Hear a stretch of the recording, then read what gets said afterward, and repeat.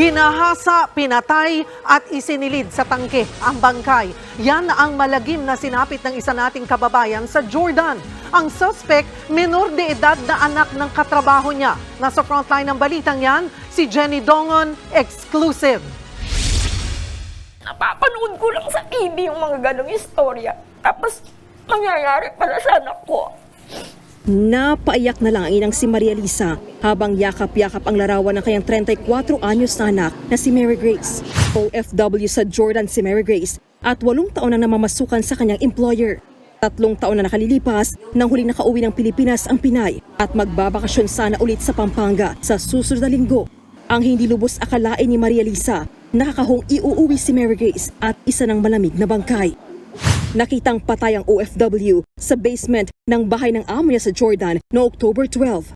Base sa police report na nakalap ng Overseas Workers Welfare Administration Region 3, pinahirapan pa raw si Mary Grace bago pinatay. Na-rape nga ang anak ko, na lumaban siya. Sinabi daw niya dun sa pumatay na isusubok kita sa amo ko.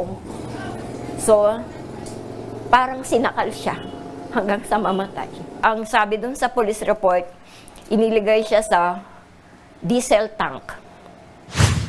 Ang itinuturong pumatay kay Grace, ang 16 na taong gulang na anak ng hardinero ng kanyang amo. Kaya daw siya nandoon, ang sabi nung Pinay doon is absent daw yung tatay. So, siya ang naging substitute. Kwento ni Nanay Lisa, huli nilang nakausap ang anak noong September 30 para batiin ang kanyang ina sa kaarawan nito. Yung ikwento niya sa amin na mababait ang mga amo niya. Wala siyang reklamo. Kasama niya sa bahay is 2 matanda lang. Isang mag-asawa na ang matandang lalaki is bedridden. October 11 naman, nakatanggap sila ng tawag sa kapwa OFW ni Mary Grace na hindi na nila nakikita ang Pinay.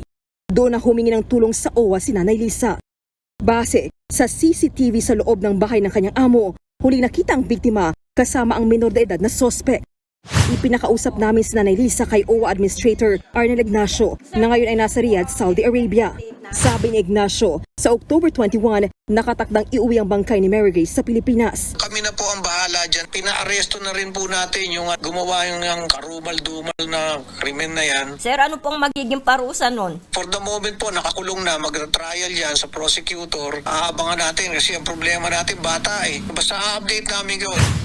Magpapaabot din ng tulong ang OWA sa 2 nauli ng anak ni Mary Grace. Totally tutulungan natin. Opo, sana po matulungan nyo kami, lalong-lalo na po yung anak niyang panganay na may congenital heart disease. Yung panganay po niya, bibigyan na natin ng educational support magmula ngayon hanggang siya ay graduate.